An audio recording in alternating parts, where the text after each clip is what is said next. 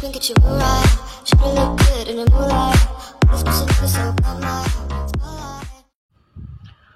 Assalamualaikum warahmatullahi wabarakatuh. Perkenalkan, nama saya Rois Effendi, kelas 10A TKJ di SMK Perpajakan Riau. Baiklah, di video ini saya akan membahas materi tentang pajak mineral bukan logam dan batuan. Oke, langsung saja kita masuk ke pembahasannya. Pengertian pajak mineral bukan logam dan batuan. Pajak mineral bukan logam dan batuan adalah pajak atas kegiatan pengambilan mineral bukan logam dan batuan, baik dari sumber alam di dalam dan atau permukaan bumi untuk dimanfaatkan. Nah, mineral bukan logam dan batuan ini adalah mineral bukan logam dan batuan yang sebagaimana dimaksud di dalam peraturan perundang-undangan di bidang mineral dan batu bara. Langsung yang kedua itu ada objek dan subjeknya.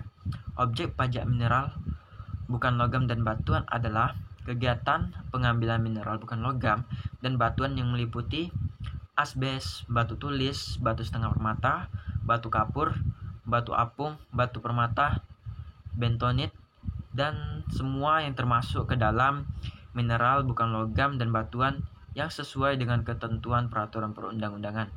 Nah, di sini saya sudah menuliskan contoh-contohnya. Boleh dilihat. Oke, next, langsung aja ya.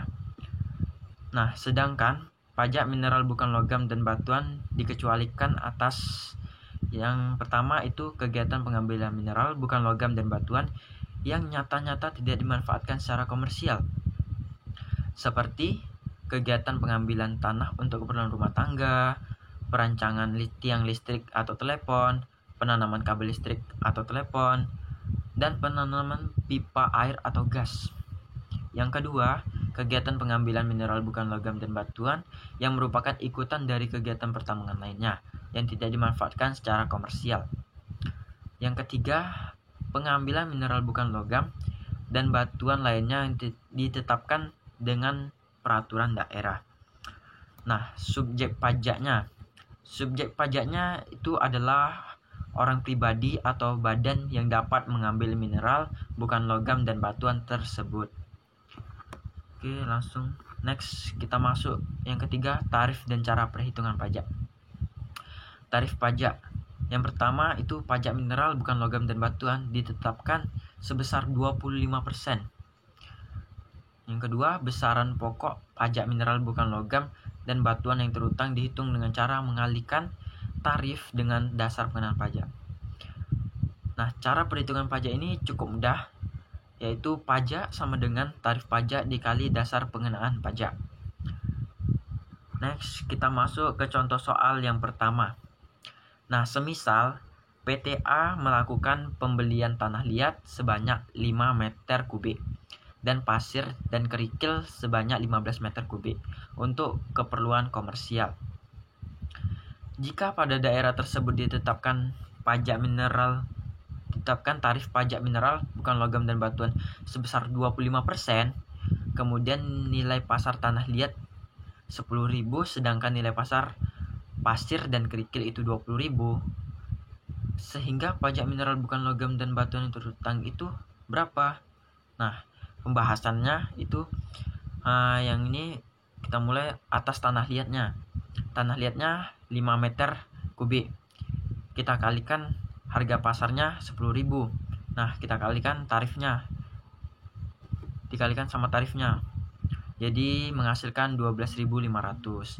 Atas pasir dan kerikil itu tadi banyak 15 meter kubik.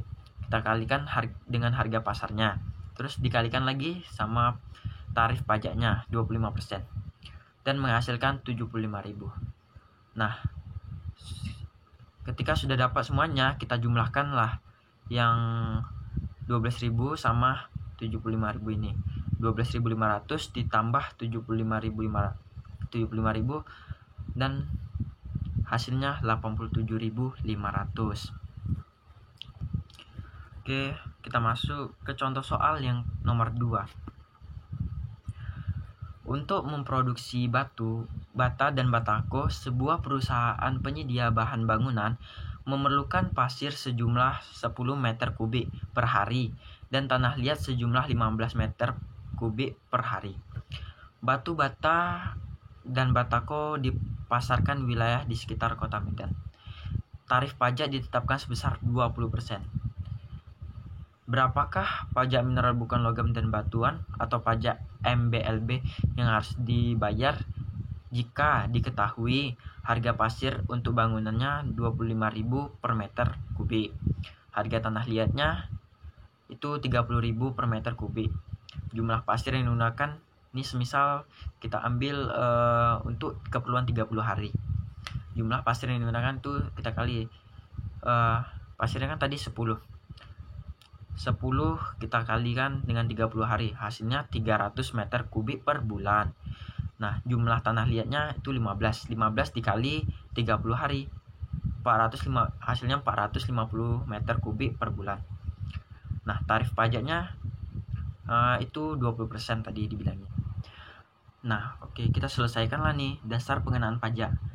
Pasir 300 meter kubik dikali 25.000 dan menghasilkan 7.500.000. Yang kedua itu tanah liat 450 meter kubik kita kalikan 30.000, hasilnya 13.500.000. Nah, kita jumlahkan lah ini semuanya dan menghasilkan 21 juta. Nah, jumlah pajak mineral bukan logam dan batuan ini kita ambil yang 21 juta tadi, terus kita kalikan sama tarif pajaknya yang 20% tadi dan menghasilkanlah 4.200.000. Oke, sekian video dari saya. Terima kasih telah menonton.